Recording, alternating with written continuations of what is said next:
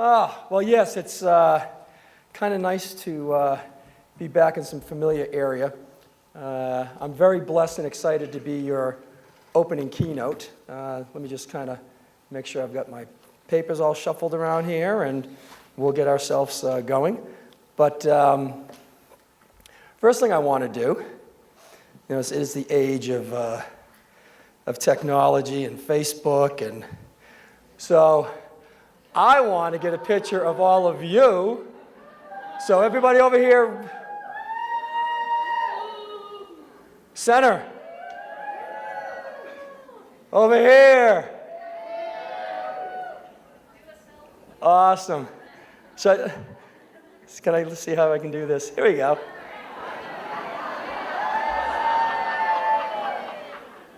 Awesome, awesome. Woo! Like a kid. So I got a clicker in my pocket somewhere, and here we go. I finally got here. I was supposed to actually get here yesterday afternoon, but finally had to get up at 2:30 this morning in Boston, jump on a 6:15, which sat in the tarmac for about 2 hours because they had mechanical problems. Then they got everybody off the plane. And then we're all trying to rebook all over the place. And then finally they said, the plane's working. So I got here at 1 o'clock, took a 90-minute power nap, and a large Starbucks black coffee. Here I am. But I'm very honored again to be here. It's wonderful to see so many friends that I met last year, so many familiar faces. I'm blown away by the number of new people that are here. That's just incredible. And I think what our goal is as a group is really for you to nurture new friendships. I've been adopted. Where's Joyce? There's Joyce. Stand up, Joyce. She and her husband Kim adopted me last year. But what it also does, it allows us to really, as Robert was saying, and Kaz was saying as well, that it really allows us to share and that we're not alone. And that's really key. But also, welcome to Raynaud's friendly Desert of Phoenix.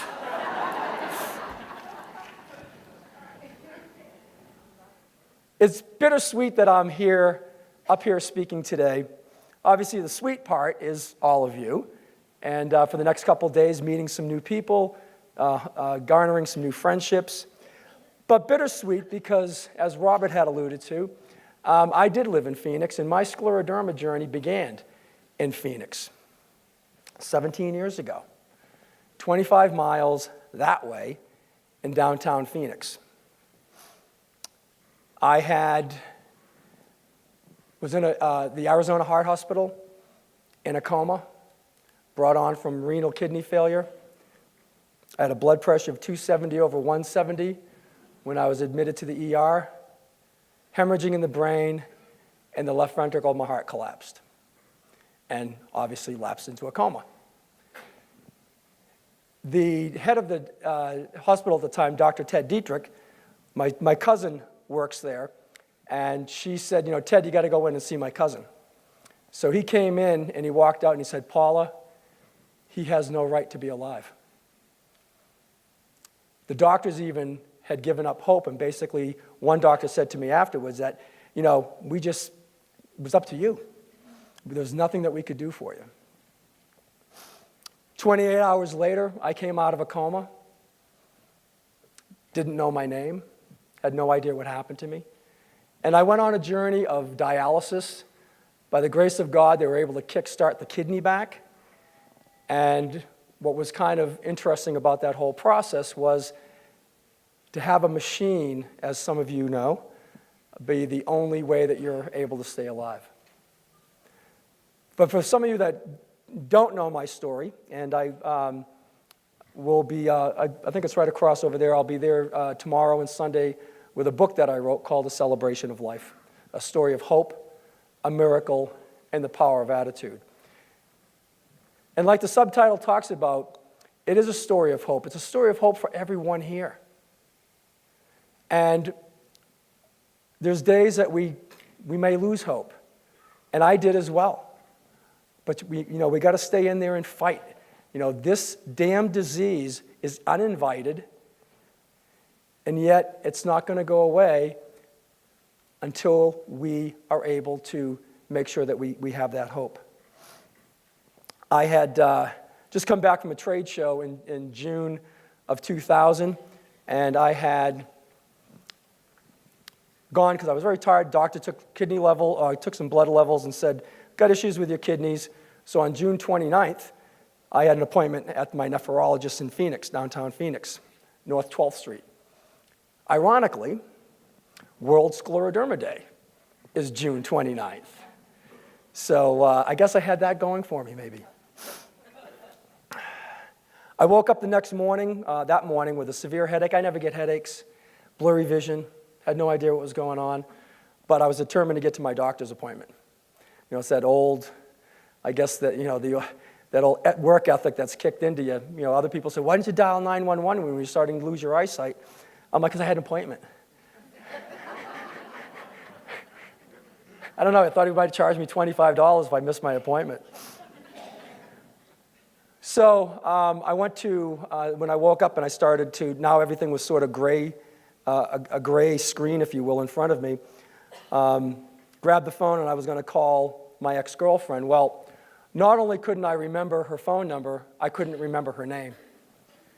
I did finally get a hold of a buddy of mine, Rob, who came to pick me up, drove me to my nephrologist appointment, and the last thing I remember is in a wheelchair being wheeled into their office, and I slumped over to my right side. Woke up 28 hours later, and again, the doctor said, young man, you've been through one hell of an ordeal, and I'm, where the hell am I? And the question he asked me, as I just reiterated, was, do you know your name? I'm like, that's an easy one. I didn't. That's what that blood pressure had done to me. So what was going through my mind, again, was that thing about hope, about prayer. And because of the grace of God, the prayers from thousands of people from all over the country, and my own sheer determination and will to live, to survive, and not to give up, I stand in front of you today, a very lucky and blessed individual. And also, because we're in Phoenix, from the ashes rises the phoenix. And the phoenix signifies rebirth. It signifies hope. And what, especially for the people who are new to this conference, what I wish for you all is that you walk out of here with more hope. We all need that hope to hang on to. Some of us have varying degrees of this debilitating disease. But leave here realizing, as Kaz was saying, where last year there were people who were in wheelchairs who are now walking. People who had oxygen tanks that don't have them anymore. So everybody, as you know, this disease attacks everybody differently. Most of mine is internally. And it's on that journey that we continue to go through with hope. Now, when we were first diagnosed, I think most of us had anger, despair, fright of the unknown. What's this all about? What is this disease? I can remember when the doctor told me I had scleroderma. I looked at him and I said, sclero what? You know? But the one thing that we have, the one thing that we can all grasp onto is hope. Hope is that intangible that allows us to get what I call, helps us through that ride on that emotional, physical, and psychological roller coaster that we all have gone through. And those days, where we just want to give up. And believe me, I was there as well. 6 months of dialysis, 3.5 hours a day, 3 days a week, walking by people in a dialysis unit that had despair in their faces. You could cut it. It was so thick in the room. And I went back after my first treatment. I remember going back home. I was living in Scottsdale at the time, and my mother would drive me. And I came home, And I'd usually sleep for another 3 or 4 hours because dialysis kicks the crap out of you. And I was laying there in bed and I said, God, why me? And I didn't hear anything. And I cried. I was very just despondent. The next time I went to dialysis, 3 days later, I came home again, and again, walked by. I probably had to walk by 10, 15 people before I got to my dialysis chair. And again, the same thing, people that just had blank stares in their faces. Well, that night, when I got home, that late afternoon, I laid in bed and I said, God, why me? Will you answer me? And a voice said, Andrew, maybe it's not about you. And I really thought about that. It's not about me, then who is it about? And all of a sudden, all the faces that I would see in their dialysis chairs, the light went off. Yeah, it wasn't about me. It was about them. And my whole disposition with this disease changed. Every time after that, when I would go to dialysis, I would stop and talk to everybody on my way and go, how many hours you got left? You got 1 hour left? I got 3 hours to go. Come on. And I started to make people laugh and smile. Who knows? Maybe that was my mission. And it was kind of interesting because about a couple months in, one of the nurses said to me, she goes, Andrew, she says, because I used to tease the nurses all the time, I'm bored. I'm there for 3.5 hours. I got to do something to keep my sanity. And she said, I got to tell you that when people call now to schedule their appointments, they want to make sure that you're going to be there. And I was in my dialysis chair. I was all hooked up, and I just sobbed like a baby. And I looked up in the sky, and I went, yeah, it wasn't about me. And so part of this hope, too, is for you to give hope to others. Because, you are shining examples of that determination. Just coming here shows that. So in regards to hope, I wanted to kind of look at hope in an acronym. Hope is just a word. But I think that acronyms help to define that word a little bit better. First one is H, heal thyself. Then optimistic. P is the power of prayer. And E is empowerment. So let's talk about the H. The one thing that I've known with people that have this disease and that have other diseases as well, and I talked to many of you last year that I met, the first, I think, step in our road to overcoming this disease is to embrace it. I talk to people who have cancer, that have been cured of cancer, and the first thing that they'll tell you is, I had to first embrace it, that I had it. I couldn't deny it. I had to wrap my arms around it and say, okay, I've got this.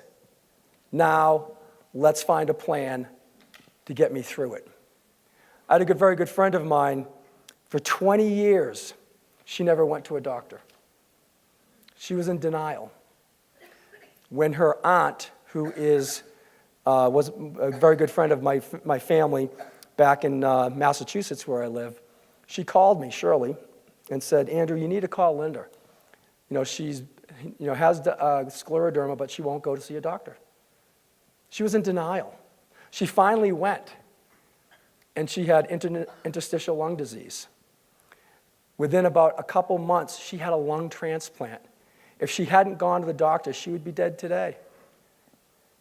And now she's back. She just wrote a book, I think that's, she's going to kill me.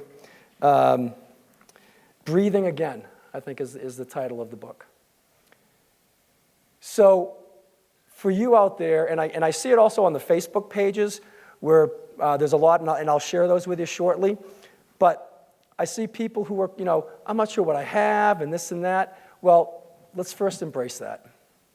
Listen to your bodies. When I was first sick, and maybe it's a male thing. We think we're at 40 years old when I was hit with this. I'm invincible. I felt like Superman. And all of a sudden, I had a disease that I was told will kill me in 10 years. No, that was 17 years ago. And I think many of you have those same stories.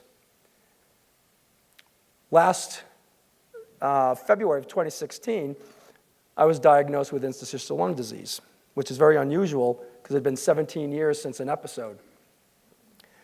But I listened to my body, and I found myself, when I would work out, being very tired, labored breathing.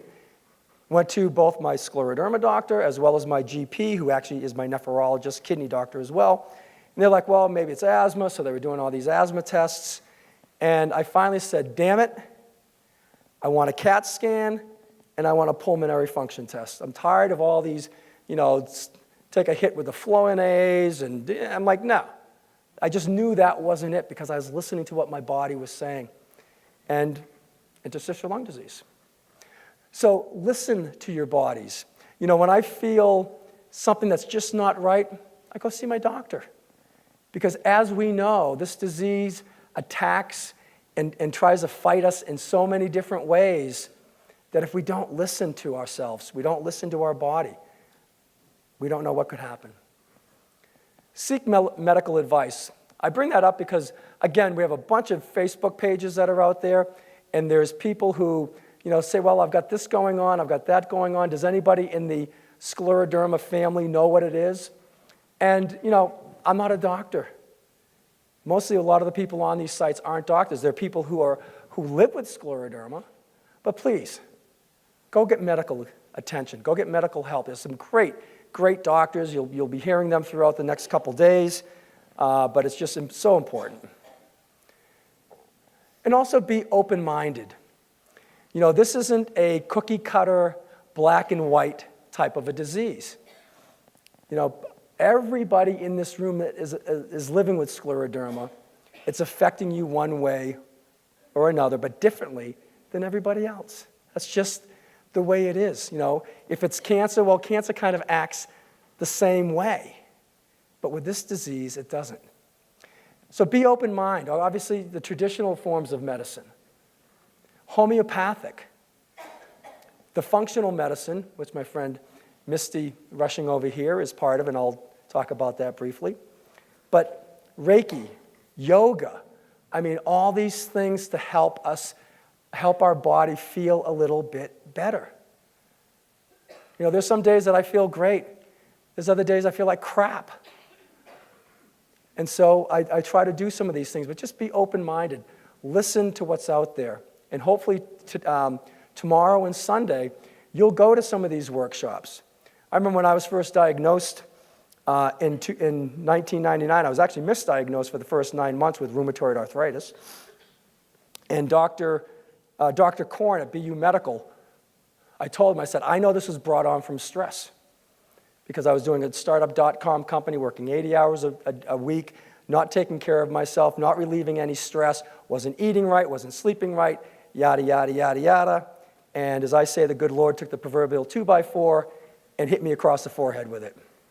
Well, in Atlanta, which was 2013, does anybody remember? Yeah, 2013, 2012, around that time. There were 2 different doctors that did workshops that talked about how stress can trigger scleroderma. Now, Dr. Korn had died in 2005 from cancer, and I remember I was sitting in the room listening to this doctor. I looked up in the sky and I went, told you, Dr. Korn. Because I knew my body.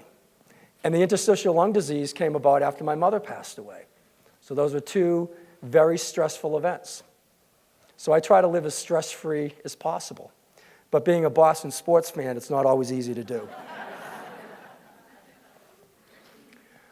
Being optimistic and positive. First we have to accept our fate. People, friends of mine that are in family, but people that know that I have scleroderma, they'll always say when I'm seeing, how you feeling? God, it's too bad that you have this disease. And I say, it's my cross. We all have a cross that we bear. Whether you have this disease or other ailments or whatever, we all have our cross. This is mine, so accept it. And when you accept it, you're able to start giving back. I mentioned my friend Linda. She now is a mentor in Connecticut for people going through the process of having lung transplants. So here she was, she almost died from it. She had a transplant, but it inspired her to say, you know what? I can help other people who are going through this. You know, you've got, Misty over here that is working with the Facebook page Functional Medicine. All different types of doctors about autoimmune, not just about scleroderma, but just the whole field of autoimmune. And there's things on there that apply to me that I listen to, and there's things that not. But again, look around, investigate. Again, take some of this stuff in. And then my wonderful friend Jessica, who's not here today, Massengale, she's got a great website, Scleroderma Strong, and she's doing interviews, and she has really embraced this disease to, again, she's accepted her fate, but giving back so that other people can see that no matter how afflicted you are, there's still life. There's still hope. And always strive for a positive attitude. I mean, like I said, some days are easier than others. I know that it is okay to have pity parties. I've had many myself, but please, you only invite one person, and that's you. Leave everybody else home.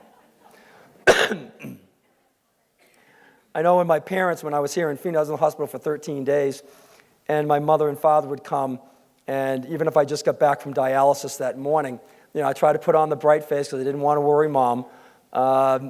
And it was just something where, that's when you had you got to have that positive attitude.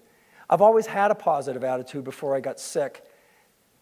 I think having this really reinforced how important that is. Because as I like to say, you need to bring your A game every day.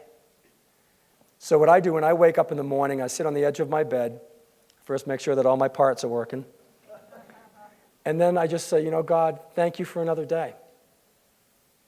Even though I have to deal with the different aspects of this disease and how it affects me, I'm alive, I'm living, I can love, I can experience, and I can hope. And so to me, those are the little wins that sometimes we have to look for. Some of us are going to have big wins. I mean, after I came off dialysis, I got all the flexibility back in my arms and my legs, which had been tight as could be. I lost my ability to play guitar. I was actually getting, as some of you probably know, the claw. But after dialysis, it all disappeared. I'm back actually now playing guitar again. So those are the little wins. And so in your life, look for those little wins, because a bunch of little wins are pretty damn cool. So embrace those as well. But again, it's important to bring that A game.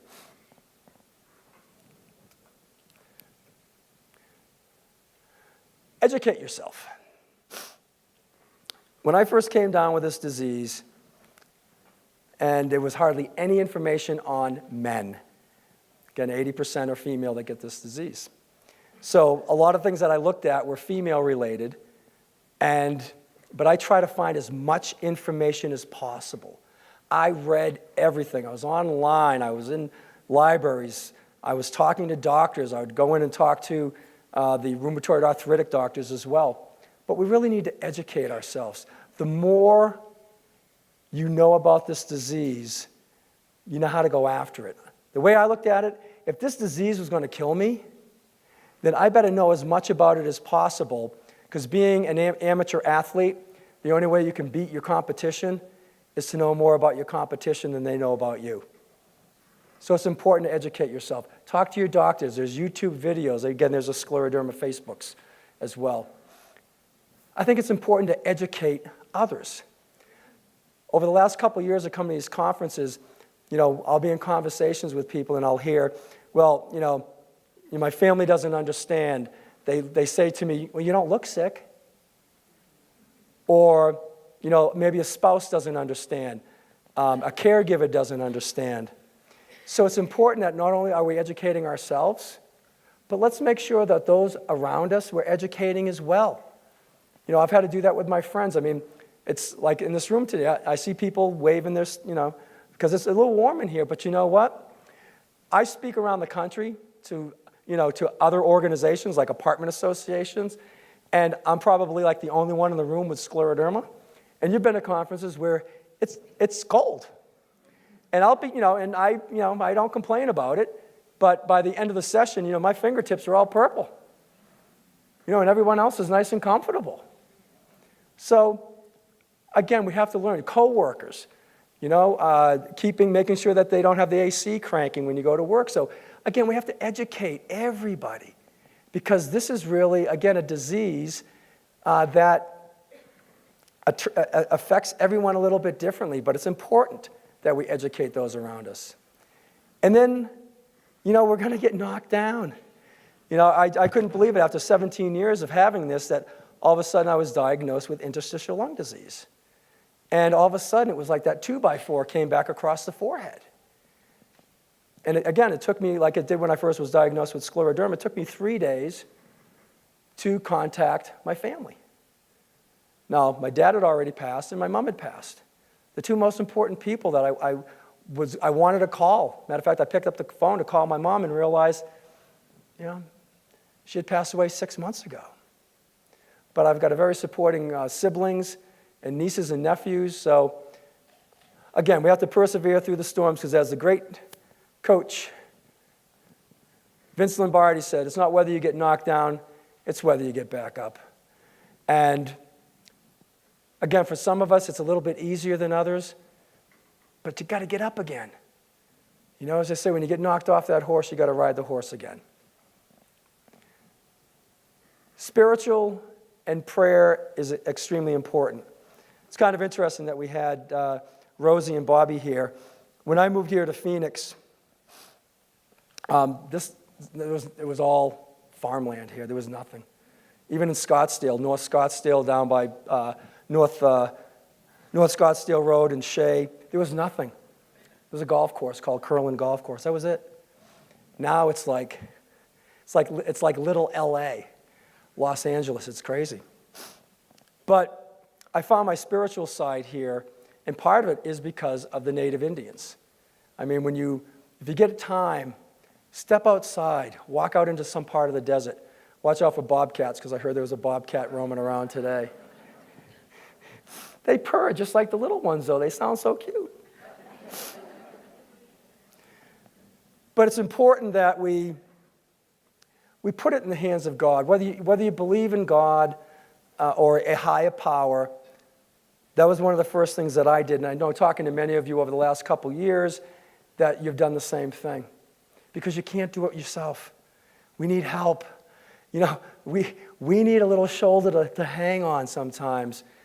And so when I do my prayers, I thank God for, again, being alive. I'd rather be, 5 foot 10 inches above ground than 6 feet underground. And so it's that power of prayer that's extremely important. And then ask to be healed.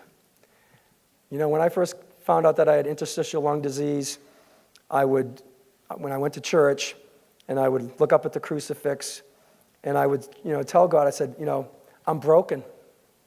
Something inside of me is broken. Help heal me. And I'm lucky, I guess fortunate, that it now turns out that I have cellular interstitial lung disease and not fibrosis. So it's more inflammation versus the scar tissue. So again, little wins that we'll take. Get on prayer lists if you're not already. I mean, I was amazed after I got out of the hospital that 4 years later, people were telling me, oh, you're still on our prayer list at our church or our synagogue. And you know how overwhelming that is? To realize that there's people that are still praying. I'm a firm believer in the universal mind, that collectively, people praying and people hoping and wishing, that it helps. It truly does. I'm a firm believer in prayer. And I talk about it in my book. And it's really important that we realize again that this is something that we didn't ask for. I don't know, did anybody sign up for this? No. Therefore, we need some help. And again, I'm more of a spiritual person than I am a religious person, but I do know that Jesus came down and put his hands on me and healed me. And there's a part in my book where a friend of our family's, my sister's friend, actually had a vision where all of a sudden she's sitting at her kitchen table in Hanson, Massachusetts, and she's now looking down at me in my hospital room in Phoenix. I saw a man over me going like this, "He will be okay, he will be okay." Next day I came out of my coma. So, I believe. And I think part of our getting through this too is, again, handing it over to God or handing it over to whatever higher power or whatever higher energy that you feel. Because I think that's important. And then we also need to seek support from our loved ones. My family is wonderful. Every time I go in to get my lab work done, and I go in to see Dr. Sims, who's my Scleroderma doctor, and then Dr. Theodore, who's my lung specialist. And I'll tell them, I get out at 2 o'clock. I got to drive. It takes an hour and a half to get out of Boston. And they'll all call and say, "Hey, how'd it go? How are your levels?" And to have that support is important. And you all have, I see that, you're here with either spouses or caregivers, and you got the, great support. And I've met many of you last year as well. But I want to highlight, and I know she's going to kill me, I want to highlight somebody who I met last year, and she and her husband are really the epitome of that support that you get from a loved one. And that's Joyce and Kim. Her husband is wonderful, and I met them, and like I said, they're my adopted parents. But she has been wonderful. Kim has been wonderful. Chantel over here with her husband, just great. And you read about these people in The Voice. It's a great magazine to read. That magazine gives you hope. That magazine gives you an idea that no matter what we're affected with, that we can get through it. And these guys are great. They live in Philadelphia, and I go to Philly every so often, so Joyce has promised me a nice home-cooked dinner next time I go. And I'm taking her up on the offer. Last thing I want to talk about is empower. You can only control, over your own destiny, but you have total control over that destiny. As that little book says, don't sweat the small stuff, it's all small stuff. Well, it's true. A lot of the stress that we put on ourselves, we put on ourselves. We have this habit, and I see it with one of my sisters, taking the monkey off of somebody else's back and putting it on her back. Now she's carrying around this stress monkey with her, and I'm like, give it back. But we really do, and that's why, again, we have to empower ourselves. And we can do that also by asking lots of questions with these doctors. When my dad was coming down with Alzheimer's, we would go in, my siblings and I and Mom, and maybe my mother's from was born in 32, so it's from that older generation, the best generation, as they say. And she wouldn't ask a question because she was so scared. And we'd sit there, and so we all started asking the questions. What about this? What about that? What about? So when I first was going to see these doctors, I was asking tons of questions. Matter of fact, I'd gone after I came out of the hospital. I went to my rheumatoid arthritic doctor in Scottsdale, and he had a young intern there, and it was pretty funny. So the doctor's like, jabbing me and pinching me and doing all this and doing my index numbers, and so he starts asking questions, and the intern would hesitate, and I'm like, I'd answer the question, I'd answer the question, I'd answer the question. And finally the doctor says, Andrew, will you give the intern a chance to answer a question? But like I said, I asked lots of questions. For you, if you're newly diagnosed, don't feel bad about going. I would go in with a legal pad, and I would just start taking notes. Because like I said earlier, if this thing's going to try to kill me, I want to know as much about it as possible. So please do that. Ask lots of questions. And then there is, within our family, within our Scleroderma family, there's the network for hope. And what I really ask you to do over the next couple days when you go in to see a lot of these breakout sessions is realize that there is hope. You know, you'll hear from people, you'll meet people who last year, again, might have been in a wheelchair. Today, they're not. That's significant. That's awesome. So if it can happen to one, it can happen to others. But if you don't have hope, if you don't embrace it, then, you know, it just may not happen. So let's look at some of the networking for hope. First is scleroderma.org, obviously our national. Scleroderma Angels, these are a bunch of Facebook pages. Project Scleroderma, Dear Scleroderma, these are videos that people take of themselves, upload, and it's all about their challenges that they have. Yeah, that's a good thing, take pictures. Scleromen, where's Lee? Right there. We just launched earlier this spring. When? In January. We resurrected the Scleromen Facebook page. Prior to that, there was no vehicle for men to talk about their issues. And let's face it, guys, if you go to a support group and there's, 8 females and you, which statistically is at 80%, as we probably know, and we've probably heard from our significant others or spouses, we don't like to talk about our feelings. Plus, we have different issues than you have. So this is an opportunity, and we've got 44, 45, 46 men that have signed up for this, and it's for men only. I know that, where's Mary? Is Mary Beth in here? There she is. And I'm going to have some information tomorrow and Sunday, too, literature on Scleromen on the Facebook page. But again, it's awesome that we finally got this page working, and we're all interacting, and Lee's been a big, big part of that.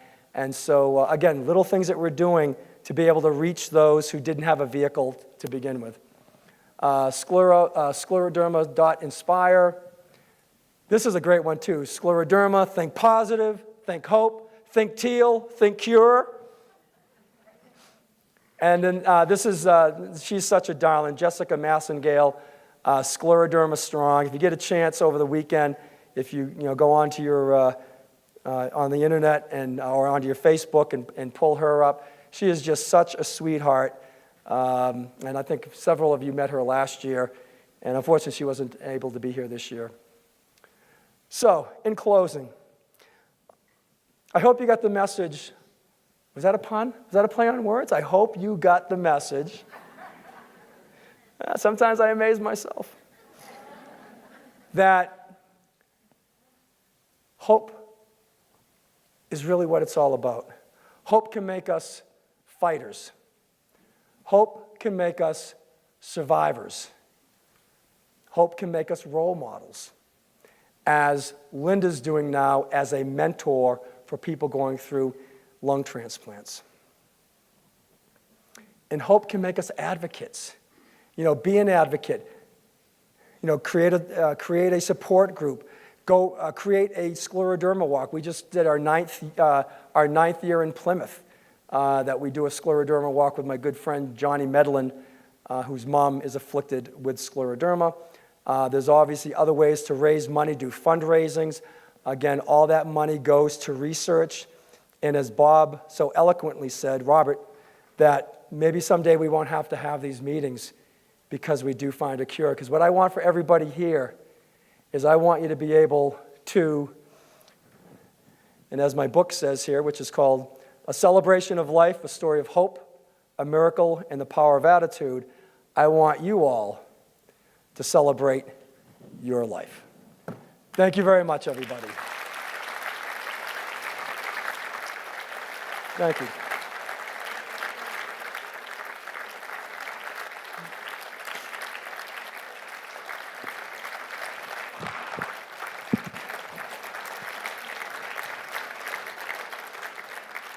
Mm.